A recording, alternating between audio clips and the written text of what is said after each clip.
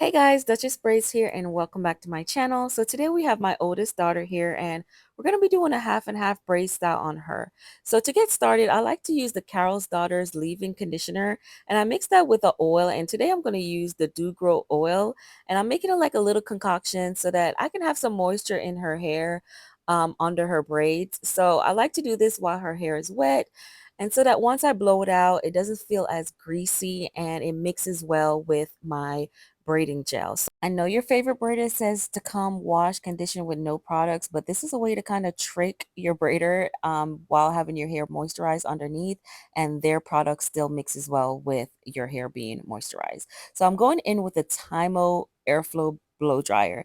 This is such a powerful blow dryer. I love that it has dual functions, so it blow dries very well on cool as well as on heat. And today I'm going to be using mostly the cool function because her hair is a lighter color and it tends to be dry. Heat doesn't really mix well with her hair, and we've learned that the hard way over the years. So what I'm going in now is with the cool function, and it's so powerful. I can go in between her hair without it hurting her scalp or doing any type of damage. And yes, blowing on cool takes a longer time to blow dry. However, we're putting her hair health first. So it also blow dries really well on heat function.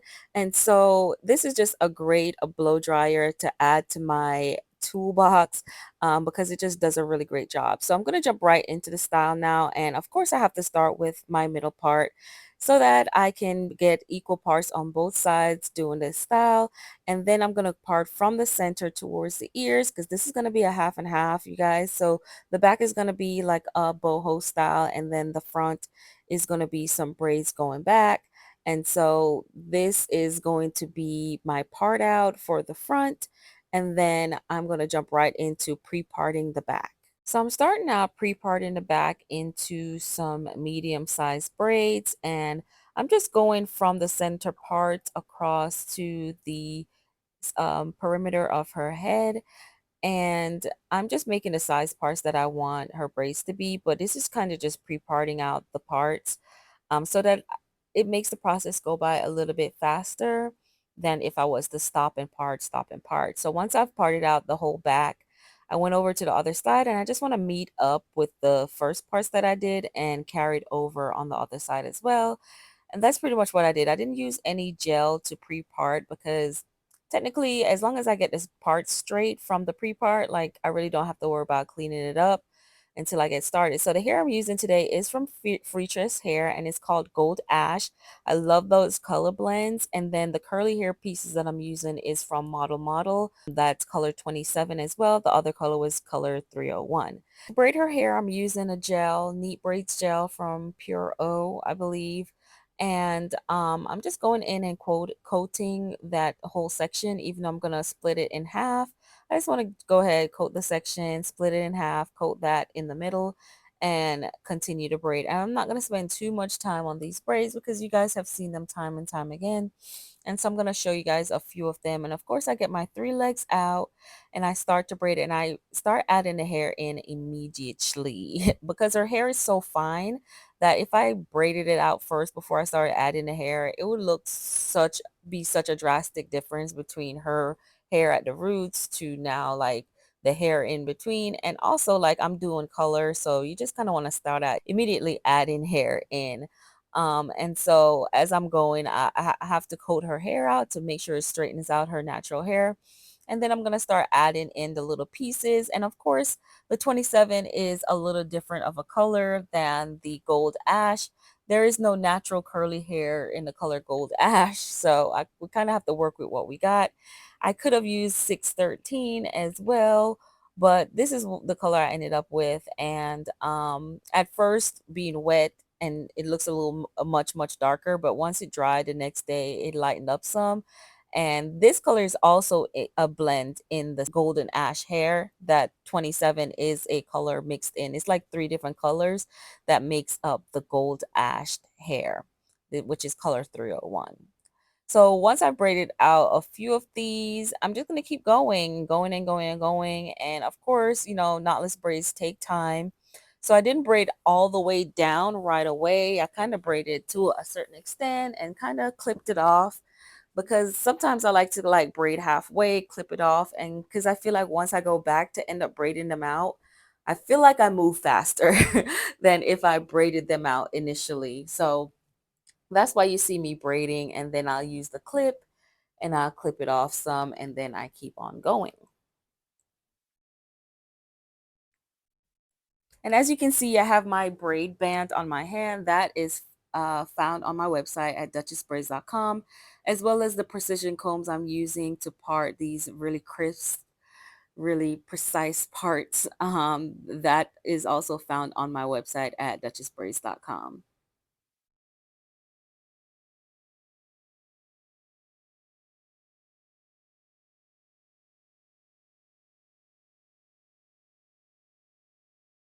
And as you can see, once I get to that part, I just kind of clip it off. But now I'm jumping forward into the braids, and the braids are going to be simple, guys. It's a Sunday night. We're getting ready for school the next day. And at first, we wanted to do some designer braids, but once time went past and it started getting a little late, we just said, all right, let's just jump into some straight back braids. That's what she initially wanted. I wanted to do some designs and stuff, but we ended up going with what she originally wanted, which was just some curved straight back. So that's what we're doing now. We're parting it out, and then I'm gonna just jump into braiding. And you guys know I like to do those two little parts in the front, and then I made the second one my two pieces, and then I just continue to braid. And as tight as these stitch braids look, I promise you guys I try my best not to be tight with her because her hair is fine, and we don't want to break her edges or do anything crazy. It just looks tight because it's sleeked down with the gel. So if you guys are looking at it and you're like, oh my God, it looks tight.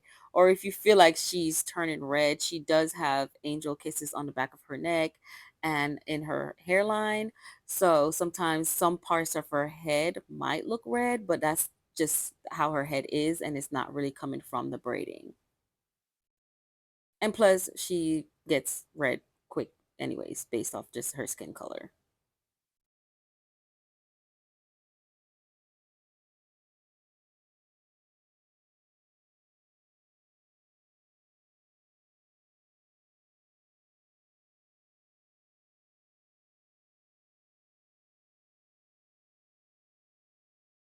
It's so helpful to have that braid band on my hand because I don't know if y'all noticed, but I hate touching the gel. Like I hate digging in the jar, especially I have nails. I hate when they get under my nails. So that's why I always have like a comb, a spoon, or something in my jar to like take the gel out of it, and then I like scoop it onto my braid band so that I just have to minimize the amount of times I have to touch the gel because I just hate when it gets under my nails, and I wash my hands a gajillion times a day anyway. So to have to deal with like it going under my nails and stuff is just not the best feeling for me. So the braid band definitely comes in handy.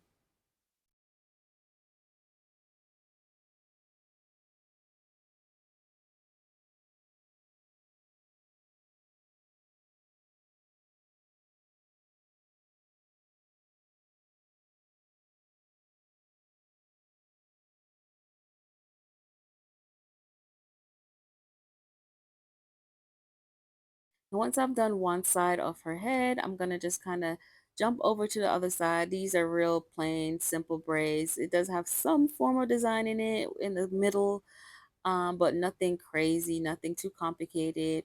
And obviously, I stitched it out the entire time. And so this is how the end ended up, or the middle ended up, where it's like kind of meets in the middle, and then you have that one single one in the middle, which I just thought was super cute, super fast, super simple. Um, yeah, so this is the design style that we chose to do. And once this is complete, I'm going to show you guys how I oil her scalp, how I dip the ends and mousse it up and all that good stuff.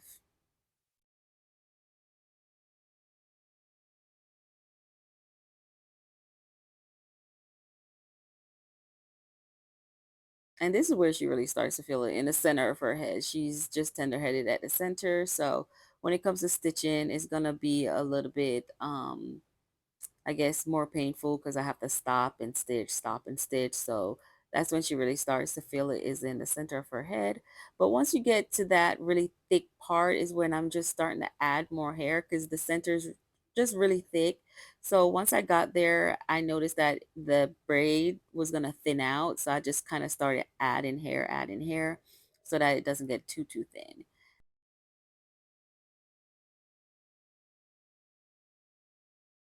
And I didn't really show me braiding out the hair too much, but I really just braided all the way out. I didn't do knots or anything at the ends.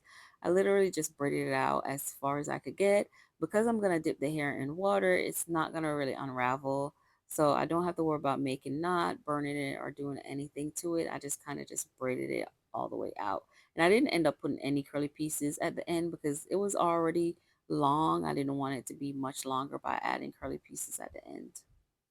And to do her edges, I'm using the She Is Balm Edge Control. I'm just going to slap some on her edges and just kind of comb it and curve it out some. And then I'm going to go in with the Magic Finger Mousse. I'm going to spread it all over her head and just tie her hair down so we can get rid of any frizzes that she might get. And this is everyone's favorite part because it just feels so soothing on the scalp. So this is what everyone waits for when they're getting braids is the part of the mousse where it just kind of makes the head feel like more relaxed. And then I'm going to dip her ends into the hot water and I'm just putting it in there. The hair that I'm using, the natural hair, it's like human hair. So it's not going to burn or do anything. So I can dip that in the hot water, no issues. And then I just make sure that is completely dry before she gets up. I go in and I kind of comb it out because this is wet and wavy hair, so it doesn't come already curled up. It activates the curls once it's wet, so I wanted to comb it out to make sure that it wasn't too frizzy. Then I'm going in her scalp and just oil her scalp with a Dew Grow oil.